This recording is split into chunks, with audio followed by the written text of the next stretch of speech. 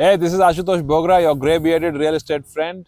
I am currently on a holiday and in South Africa and living in this beautiful house and just decided to record a video from outside here.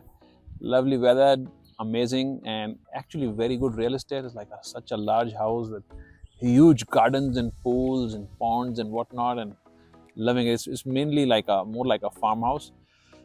In this beautiful place called Kalami. Anyways, let's get to the topic. So recently I was involved in a deal and I must take responsibility that a few of the factors were not taken full control of, and now I'm trying to fix it. So when you're dealing with an NRI, somebody who's a non-resident, maybe an OCI card holder or whatever, if he's a non-resident, if the status is non-resident, you need to clarify that with the seller in the beginning, which we knew for sure, and wasn't a problem.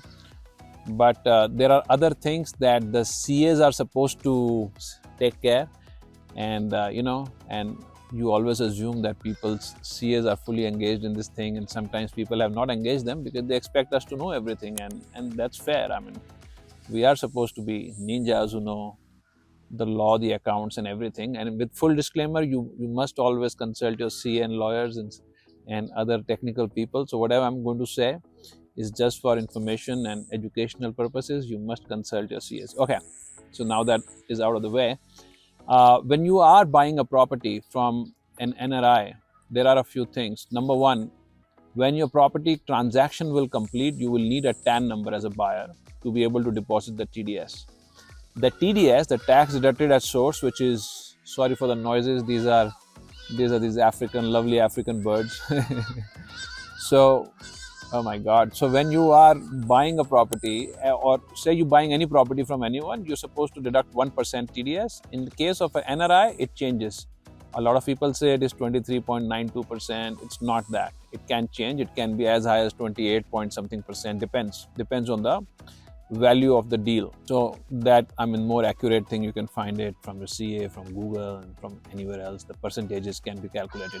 But the main point is you must inform the seller that this is going to be deducted, and he might not like it because if he doesn't know it already, most people should know, and we assume everyone knows, but never assume. So so if you're buying a property worth 10 crores, about 2.5 crores or 2.8 crores or 2.3 crores, whatever it is, he's not going to get that money. The usual thing is just 1%, which is very small. People don't mind, but this is going to be a larger amount because the government doesn't trust NRIs. The government thinks these guys are not going to pay the tax, so take from them in the beginning only. So later on, if it is too much, then we can give it back to them. Also, now there is a solution to this. If there is a seller and he's like very worried that, oh my God, so much of like almost 3 crores of my money is going to stay with the government, and if I'm ever going to get it back or not. So he can consult his own CA. You could guide him, you could connect him to your CA if he doesn't have a very competent one, but usually people have. But anyways, you can connect him to your CA or some other CA. He can find out that you can apply for a lower rate of tax deduction, and it can be so usually it takes like I think 30 days or so. You can apply for a lower rate of tax deduction, and I've seen people getting 10, 11, 12%, 15% based on your own circumstances. You get that lower rate of deduction, you give that to the buyer, and the buyer can deduct that lower rate. Okay, but in any case, the buyer will need a TAN number, so it is best to take it in advance. Also, if it is a long drawn transaction, say it is going to take 3, 4, 5, 6 months, every payment that the buyer does to the seller, that TDS has to be deducted. Yeah. Now there is also another confusion, like, okay, so today we are doing a deal and say we are giving him 2 crores, and later on he's going to get a lower rate of tax deduction. Doesn't matter. Right now you deduct the full amount, whatever it is for the value of the transaction. It may be 23.92, it could be 28.5 or 26.7, whatever it is. You find that out from a CA, you deduct that amount, and you deposit straight away.